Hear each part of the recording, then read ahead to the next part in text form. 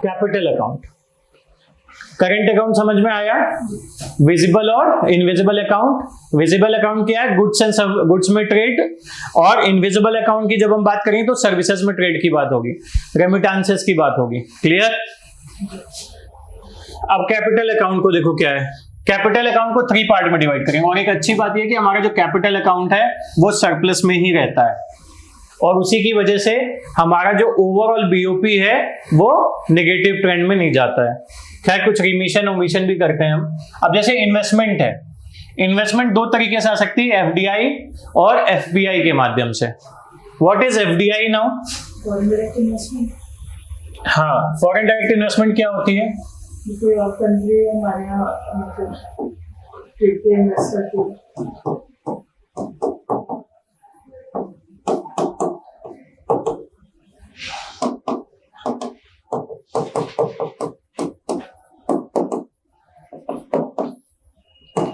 जब भी investment more than 10% of the amount होगा या 10% ऑफ द शेयर होगा तो वो क्या कहलाएगा? एफडीआई कहलाएगा। ठीक है, whether it is in financial form और physical form. So 10% of the total share, more than 10% of the total share. For example कोई कंपनी या कोई ऑर्गेनाइजेशन आप खोल रहे हैं, उसमें अगर 10% से ज्यादा का इन्वेस्टमेंट आता है सो दैट इज एफडीआई। अगर 10% से कम का आएगा तो वो कहलाता है एफपीआई। और यूजुअली आप यहाँ पे कहाँ पे निवेश करते हो? शेयर्स में करते हो उनके। एफपीआई को हम कहते हैं फॉरेन पोर्टफोलियो। पोर्टफोलियो में हम इन्वेस्ट करते हैं। ठीक है, ये क्या है? This is long term. Long term इसलिए बिकॉज जब भी आप निवेश करोगे किसी इंफ्रास्ट्रक्चर प्रोजेक्ट में या किसी और प्रोजेक्ट में तो वो लॉन्ग टर्म ही होता है। ये क्या है? शॉर्ट टर्म है। दूसरा, यहां पर एक इंफ्रास्ट्रक्चर रिक्वायर्ड होगा प्रोसेसिंग के लिए, यहां पर इंफ्रास्ट्रक्चर नहीं चाहिए होता है। क्यों? क्योंकि शेयर मार्केट के थ्रू या अन्य मार्केट्स के थ्रू निवेश करते हैं। क्लियर? FDI FPI. अब एफडीआई जो होता है वो अलग अलग सेगमेंट्स में है। जैसे हमारा एफडीआई अलग अलग सेक्टर्स में है, मल्टी ब्रांड रिटेल में है, कुछ होलसेल मार्केट्स है। आपने वॉलमार्ट का नाम सुना होगा। वॉलमार्ट क्या है? एक तरीके से मल्टी ब्रांड रिटेल या होलसेल मार्केट की तरह के सही तो है। देयर आफ्टर चेन्स है, जैसे 24/7 है या कोई और चेन है। 24/7 is might be an Indian chain, but वैसी कोई और चेन हुई फॉरेन की, वो इंडियन चेन के साथ कर सकती है। कैरी फूड करके भी कुछ है। कैरी फूड है, इजी डे है, there are so many context. For example आप जितने भी इंश्योरेंस प्रोडक्ट्स देखते हो, आपने देखा होगा पीएनबी के साथ मेटलाइफ है। मेटलाइफ फॉरेन प्लेयर है इंश्योरेंस का, जिसने पीएनबी के साथ वेंचर किया। ठीक है, जेवी किया। कैसे किया? एफडीआई के तहत या अन्य माध्यम से किया। Clear? It is just an example which you can take. Maruti Suzuki का हो गया। FI is foreign investment institutions भी कह सकते हैं आप, या फॉरेन इन्वेस्टर इंस्टीट्यूशंस भी कह सकते हैं, एफआईआई। क्लियर?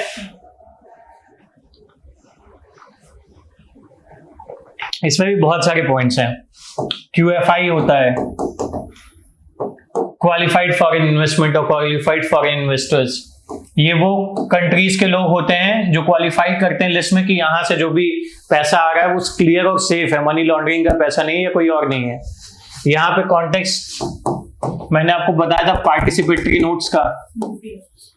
पी नोट्स क्या होता है? जो फॉरेनर है उसको सर्टिफिकेट दिया जाएगा पार्टिसिपेटरी नोट्स का। ये पार्टिसिपेटरी नोट्स किससे लेगा? क्यूएफआई से। और ये QFI on the behalf of foreigner India के स्टॉक एक्सचेंज, मान लो बीएससी है, एनएससी है, यहां पर शेयर्स खरीदते हैं ऑन देयर बिहाफ। क्लियर? इन सबको रेगुलेट, मनी लॉन्ड्रिंग को रेगुलेट करने के लिए एक संस्था, उसका नाम क्या है? FATF, financial action task force, जो अलग अलग कंट्रीज को अलग अलग कोड से, जैसे ब्लैक, ग्रे, और वो देता है depending on their financial solutions and also tackling the situation like money laundering, counterfeit currency और बाकी सारी चीजों के लिए।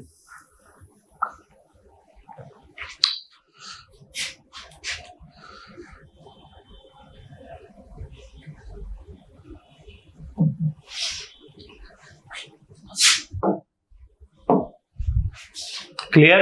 वापस आ जाते हैं यहां पे। इन्वेस्टमेंट्स के कॉन्टेक्स्ट में जाएंगे तो आएगा FPI, FDI which is in surplus, because India के पास हाईएस्ट एफडीआई आ रहा है, एक तरीके से one of the highest FDI आ रहा है इंडिया में। सबसे ज्यादा एफडीआई कहाँ आता है? यूएसए में आता है। जी बताएं। जैसे एफडीआई अगर आ रहा है तो उसको कोई ऐसे पर्टिकुलर रीजन होता है? क्या रीजन होता है बताओ? सोचो क्या रीजन होगा, किसी देश में निवेश क्यों आएगा? फ्रेंडशिप। पाकिस्तान सबसे अच्छा दोस्त है यूएस का, बट एफडीआई नहीं आ रहा है।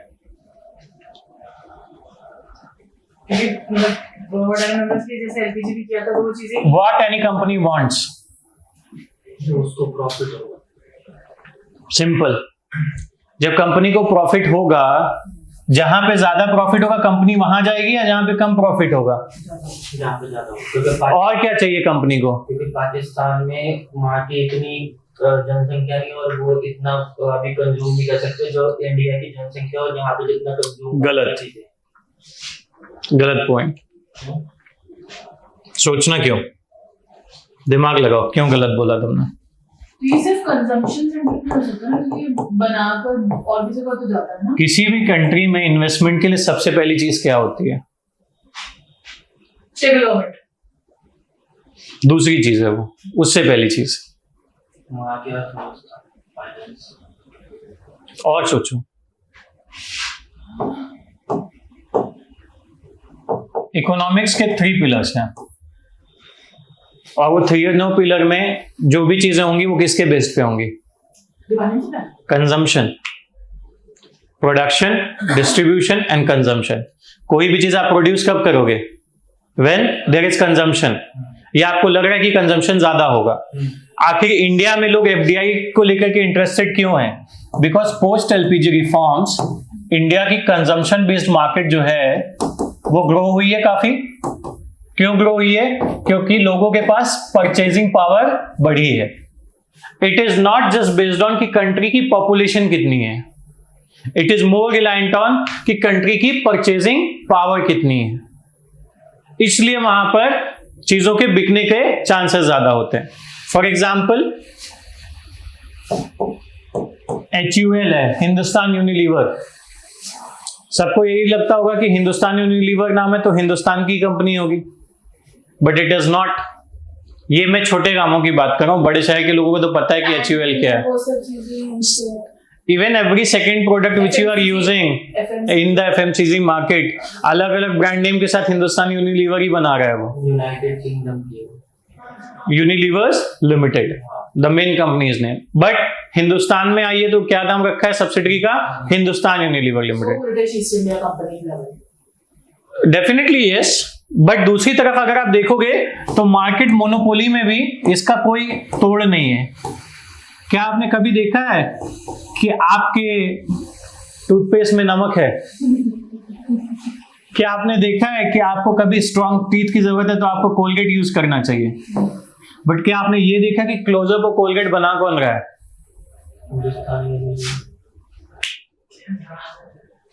Simple, these are the market gimmicks कि हर तरफ से प्रोडक्शन में अलग अलग सब्सिडरीज के थ्रू काम हम ही कर रहे हैं, बट दिखा हम ऐसा रहे कि अलग अलग प्रोडक्ट्स हैं मार्केट में।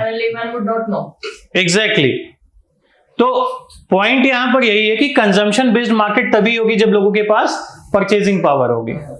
दूसरा पॉइंट जो सबसे ज्यादा इंपॉर्टेंट है, स्टेबिलिटी एंड सेफ्टी।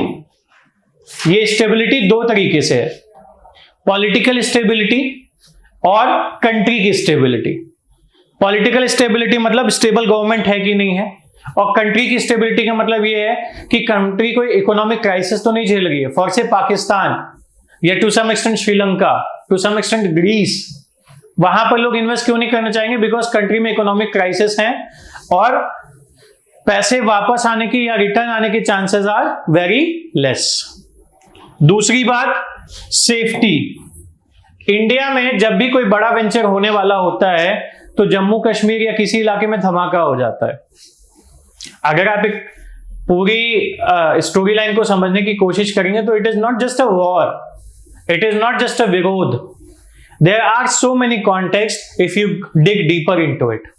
और उस कॉन्टेक्स्ट में जब आप जाएंगे तो आप देखेंगे कि कहीं पे इंडिया में कोई बड़ी इन्वेस्टमेंट आने वाली है या इंडियन गवर्नमेंट ने कोई बड़ा इनिशिएटिव लिया है और अचानक से you come to know there is some sort of situation in Jammu and Kashmir और to certain extent in other states. For example, अभी जो मणिपुर में हो रहा है, अगर हम मणिपुर की बात करें, what was the issue? Reservation, taking मैते टू एसटी, शेड्यूल्ड ट्राइब का उनको दर्जा देने की बात होगी। ओरिजिनली क्या है? ओबीसी हैं। They are the oldest people, one of the oldest people from Manipur itself. दूसरी तरफ कुकी ट्राइब है, who is also an ancient tribe there, जिनके पास प्रॉपर्टी राइट्स ज्यादा हैं। मैतेई के साथ क्या है? ऑलमोस्ट मोर देन 60% है और लैंड होल्डिंग केवल 10% है। And they are limited to a certain area, Imphal और नियर बाई एरियाज में ही लिमिटेड भी। अभी सिचुएशन क्या है? मैतेई कुकी को मार रहे हैं, कुकी मैतेई को मार रहे हैं। हॉरिबल वायलेंसेस हैं वुमेन के अगेंस्ट। मैतेई समाज के लोग कुकी समाज के साथ करें, कुकी समाज के लोग मैतेई समाज के साथ करें। अब यहां पर 2 पॉइंट्स आएंगे। ये फाइट क्यों हो रही है? Is it a racial fight? Race की फाइट है क्या? ये रेस की फाइट है क्या? ये अधिकारों की फाइट है क्या? ये रिजर्वेशन की फाइट है? क्या है?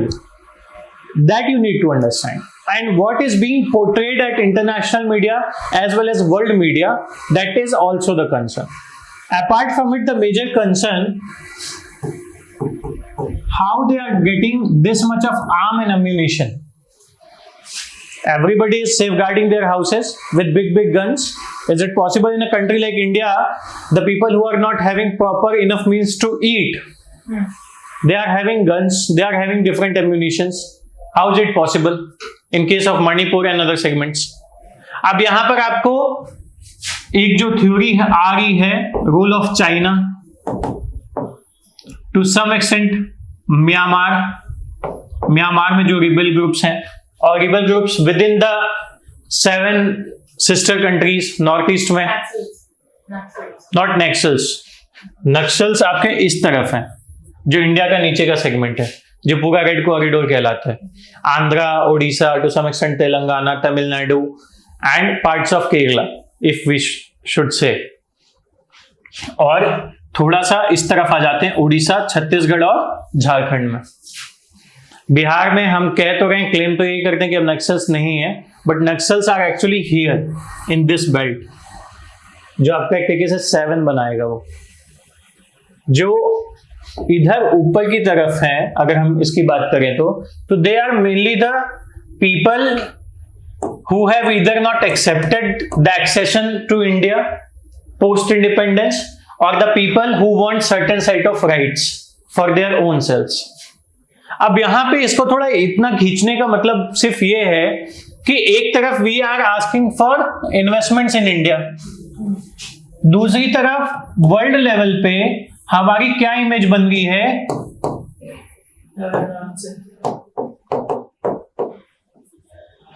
Not just women, another part minorities. Why minorities? Because Kuki tribe क्या है? क्रिश्चियन है।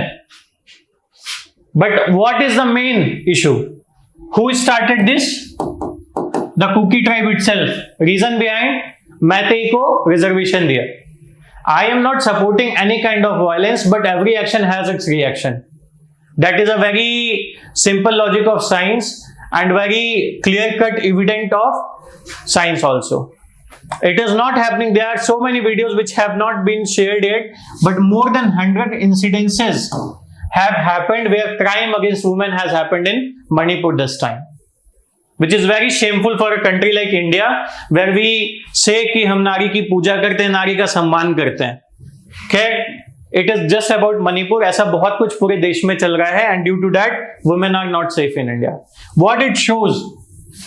It shows gender crimes India में बहुत ज्यादा हैं. The international picture, in actuality, it is not the case, but the international picture is portraying this in the entire market. ऐसा नहीं कि ये नहीं है, we are very साफ सुथरा people. ऐसा हो भी रहा है, but the extent people are showing is different. जो ग्रेविटी है सिचुएशन की वो अलग है. यहां पे कोई क्रिश्चियन या माइनॉरिटी का एंगल था ही नहीं विद कुकी ट्राइब, बिकॉज यहां पे जो एंगल था वो राइट्स को लेकर के था और लैंड राइट्स या प्रॉपर्टी राइट्स को लेकर के ज्यादा था, बिकॉज एसटी में आने के बाद they will be given some lands जो ज्यादातर किसके पास है, कुकी ट्राइब के पास है और to some extent Naga tribe के पास है. बट इस पिक्चर से क्या है, Manipur is a part of India. Now what we are seeing कि इंडिया में पार्ट्स में सिविल वॉर चल रहा है. So you can add on different context, and as per the convenience of different countries, you can show India is a highly unstable country with such things. What this will do on economics perspective, ये आपकी जो investments हैं उनको reduce करेगा. For example, India में एक बहुत बड़ा फाइनेंशियल इवेंट होने वाला था, उसी समय उरी अटैक हुआ और जो सेना के जवानों पे अटैक हुआ था पुलवामा, वो उस ड्यूरेशन में हुआ था. उसके थोड़ा और पहले जाओगे तो पठानकोट के टाइम जो हुआ था वो भी यहीं से हुआ था. But another point, why government is trying their best to limit it to a place. Exactly, ताकि वो ये दिखा सके कि हमने इसको लिमिट किया है एक जगह तक, बाकी कंट्री में things are better and safer. आज के 10 साल 12 साल पहले चलेंगे तो it was much easier for them to evade Delhi, to come to Delhi, to do some blast in Delhi.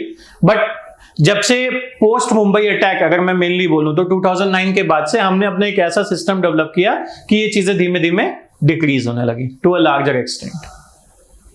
But still, अब एक एग्जांपल बंगाल का ले लो.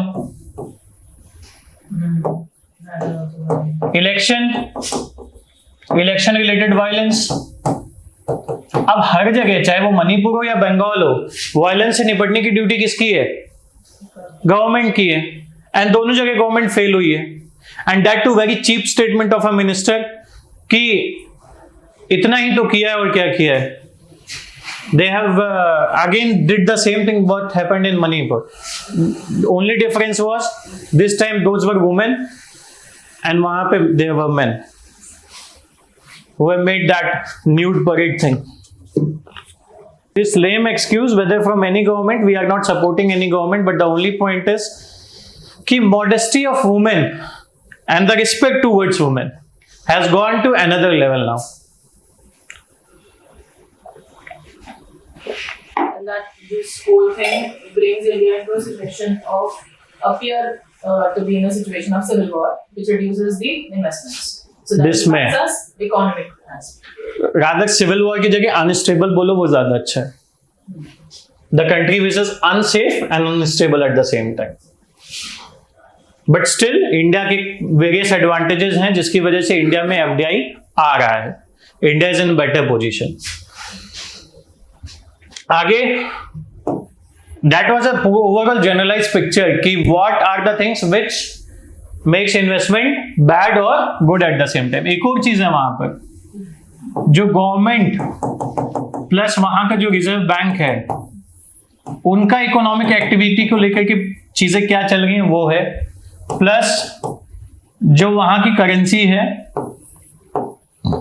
मेजर फैक्टर्स क्या होंगे, labour, rent, cost, clearances, registration of the property, ये सब कैसा है, उसके अकॉर्डिंग बहुत सारी चीजें. अगर आपको ईज ऑफ डूइंग बिजनेस याद हो, जो मैंने शायद पढ़ाया भी होगा, ईज ऑफ डूइंग बिजनेस में जो सारे पैरामीटर्स उसको गवर्नमेंट ने कर्व करने की कोशिश की है. अब यहां पर तुम मेक इन इंडिया को जब मैं पढ़ा रहा था तो मेक इन इंडिया में क्या था, ईज ऑफ डूइंग बिजनेस एक पार्ट था, स्किलिंग द लेबर एक पार्ट था, लेबर रिफॉर्म्स एक पार्ट था, उसके अलावा इन्फोर्सिंग कॉन्ट्रैक्ट्स हो गए within ease of doing business, land acquisition bill हो गया या और कोई चीजें हो गई. So things were made easier for them. The reduction of red tapeism also falls into this. Yes.